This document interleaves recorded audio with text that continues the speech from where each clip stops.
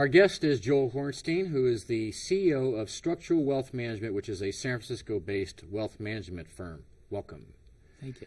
In the last 2 years, apparently, $13 trillion in wealth has gone worldwide. And you're in the wealth management business. How do you react to all the factors we're going to talk about? How do you, with the responsibility you have, deal with the kinds of daily crises that we're seeing every single week now? No one knows where the future is headed. Anyone who tells you otherwise is either a fool or a liar. What we do know is that the future is even more uncertain than usual, meaning that markets, when they say what the range of outcomes might be, are even more uncertain than they usually are, meaning it is very reasonable to say that we might be headed into a Great Depression. It's also reasonable to say that this is a great buying opportunity. All right. Well, that gives you a lot of leeway. It gives you a lot of leeway. What do you do, though? It means that you don't make a bet. You don't take a stand saying this is the bottom of financials. I'm loading up on Fannie Mae. It says that you don't go load up on real estate in San Francisco, but it also means you don't run into a corner.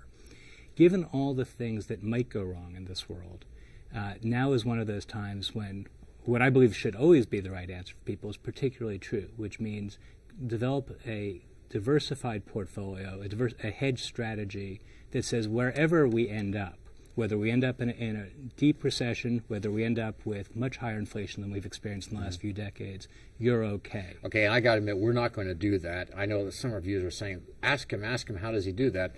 But that's not the program we have here. We are looking at it from another angle.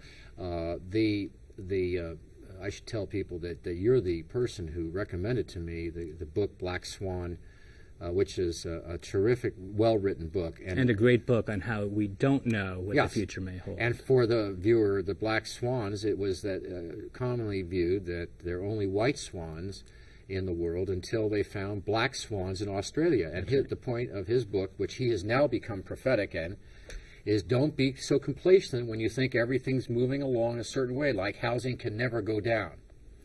That's a time when the black swans appear. Well, that was really never true. The real estate industry has made a great deal of money telling people that real estate only goes up. That was never true, even historically. We've never seen such a pronounced downturn across the whole U.S. Right, but I meant it's what I think he got, and why I'm so grateful that you recommended it is that we're talking about those times when the psychology of the masses is we're in a bear market, or the psychology of the masses is housing prices are going up. Yeah. That's the time to beware of black swans, whether that's 5 months, 2 years, or 10 years. Now, we're in a really unusual position from that book's point of view. We are now in the bear market attitude. In other words, the black swan might now appear on the other side in optimistic news. Do you think for San Francisco, Bay Area, its residents, its governments, its industries, that we are turning the corner, and what kind of impact it would have if we're not turning the corner and we're headed for more bad news? Well, I begin by assuming markets are getting it right. Every day a lot of smart people head to Wall Street, head to the Chicago Mercantile Exchange, and place bets on all sorts of things. And what their bets are telling us is that we've got a lot more downturn ahead. Let me lay out a few numbers for you. There's an index on real estate prices called the Case-Shiller Index. It's not the one the National Association of Realtors puts out. It's one that's honest and accurate. I'll spare you the reasons why. According to that index, we're down 24% from the high the San Francisco Bay Area. The Bay Area. That's right. Bay Area prices hit in 2006. So far, so good. That's history. What's scary is that in Chicago, a lot of smart minds betting against one another, trying to get it exactly right, are betting that prices are going to drop an additional 22% and not bottom out until mid-2011. Could be wrong, but if you just think real estate's going to break even for the next 3 years, you can make a ton of money loading up the truck in Chicago. I don't recommend it. I think those are smart people betting that markets are going to go down further. But the bigger crisis that we have, this other major crisis, which actually started it, which is the credit crisis. That is that lenders and appraisers were making bad loans. Yep. When does cleaning up that, which is obviously going on as we speak, When does that reach a bottom? When do you reach the point where you've got a hold of that, and people, the banking industry, the lending industry, is confident again to lend people money, which they are doing reluctantly with the highest restrictions at this point? Yeah, it's partly a matter of reluctance. It's partly a matter of just not having capital. You know, lenders can't lend more than a certain amount relative to their capital. And when your capital has been wiped out because you've taken billions or literally hundreds of billions of losses, you just don't have the capital to lend. Well, that's what they mean That's by that. the real problem. There is no capital to lend. And that means that new home buyers are having a very hard time getting mortgages at any price, which means that existing sellers don't have anyone to sell to. And that's only one part of this credit crisis. We've seen the mortgage insurers, the folks who promised that if you don't pay up on your mortgage, Arthur, that they'll pay the mortgage lender your money. They're going bust too. So are the folks who insure the municipalities. If San Francisco goes to the public markets and borrows money, typically they would have an institution like MBIA promise that if San Francisco doesn't pay, MBIA would. MBIA is now bankrupt, and Vallejo's going bankrupt. So not only is there no one with capital to lend, but a lot of the borrowers that matter, there's no one to guarantee them either. Fannie Mae, when you used to go take a mortgage out, Fannie Mae or Freddie Mac, these semi-governmental entities, would promise that if you didn't pay your mortgage, they would. They're on the verge of going belly up.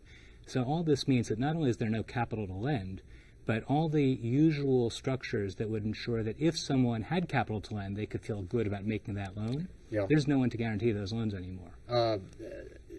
Let's look at the Bay Area. Yeah. We understand that home building, of course, is a major industry. That's Gone. You've chatted with me, and we know that in real estate, if a person has property and they don't want to drop their price, then the price of the housing hasn't gone down. They just haven't sold it because no one bought it. What do you see then? Because we couldn't do it. We haven't talked about oil. We haven't talked about a whole group of factors that have never been together at the same time. But for the Bay Area, what do you think is going to happen, and how will it react if we still have some bad news that's yet to come, or the market doesn't right itself for 2 to 3 years, lending doesn't go back to its normal ways for 2 to 3 years? What does it happen to the Bay Area? So let's play it out. First off, what have we seen so far? Yes, overall prices in the Bay Area are down 24%, but that's been really spread out. It's not been 24% decline in San Francisco proper. Housing. That's right. It's been a lot less. Really, you've seen the decline so far in places where people were reliant on mortgages to buy their home, which means further out, towards the periphery. Secondly, where you had a lot of new building, again, towards the periphery. Some people are also saying that part of what was driving all of that is people don't want long commutes and so forth. I'm skeptical that's really why those areas are so hard hit, but that's really the only place you've seen the impact so far. But you were talking about how people early on in a real estate downturn just hold their price and say, I'm going to wait. I'm going to get the price I could have gotten in 2006. You're seeing that in San Francisco in spades right now. Listings are way up, and actual sales are way down. Let me tell you, I don't believe in predicting markets, but real estate is one of the few exceptions where you don't have sophisticated players who are at every second driving to get a market clearing price. When you've got a lot of sellers and no one buying, that tells you prices are going down.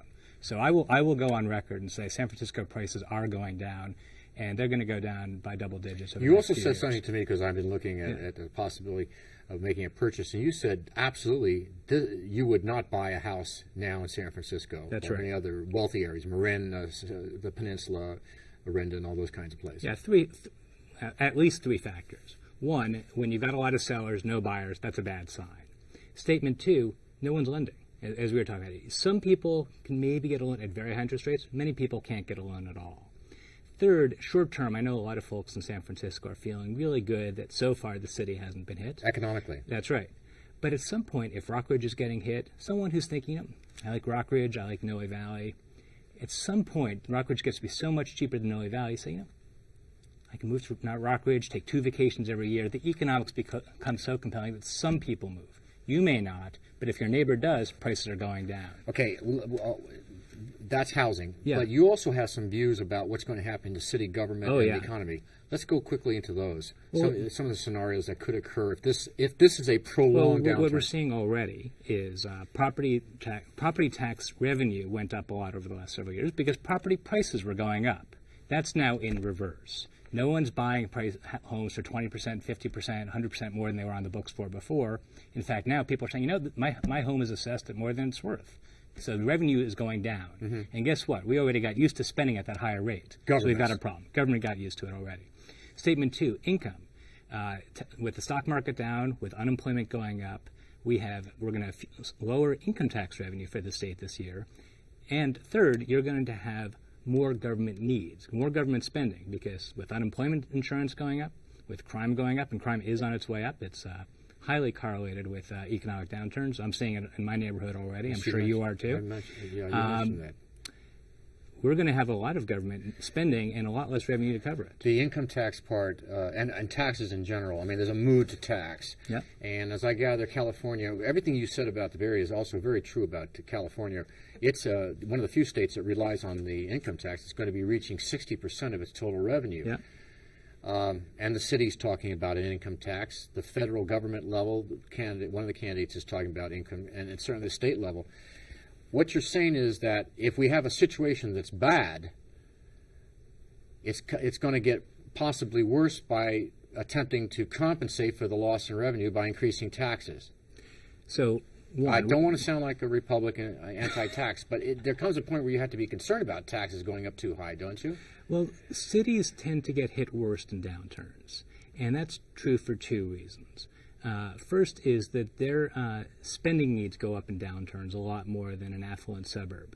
They have social service spending, they've got crime to deal with and increasing volumes. Mill Valley, Tiburon, they're not going to have a sudden crime wave for which they've got to double their police force. Mm-hmm. San Francisco is going to have that issue, and it's either going to have to increase the police force, or it's going to have higher crime, which means that those who can afford to leave start to do so. When you start to see cities then compensate for those higher spending needs by taxing more, again, that reinforces the flight of those who can afford to move doing so.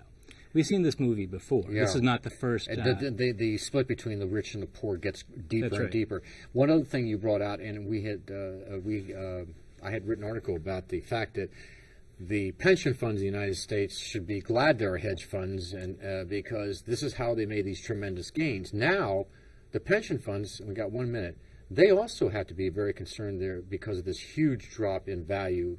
That's absolutely right. The pension funds are a lot less wealthy than they thought like they the were. San Francisco pension union for the city workers, the firefighters, teachers union, those various pension funds. That's right, and we as taxpayers are going to have to cough up the money to get them back to where they need to be. So in the last few seconds again, yeah. I don't want to pin you down, but how deep you think will this go? Are we at the end, or do you see it going on for 2 or 3 years and some of the things we've been talking about becoming reality? There's no question that real estate's headed down. There's no question that with real estate headed down, tax revenues are headed down. And there's no question with tax revenues going down and social problems going up, cities and California more broadly face real challenges. I'm not going to tell you where oil is headed. I don't know where the stock market is headed. But locally, we've got some real issues ahead of us. Joe Hornstein, thanks for being with us. My pleasure. And thank you for joining us. And we'll see you next time. For program schedules, post-production notes, and free streaming video of select interviews, visit our website at sfunscripted.com.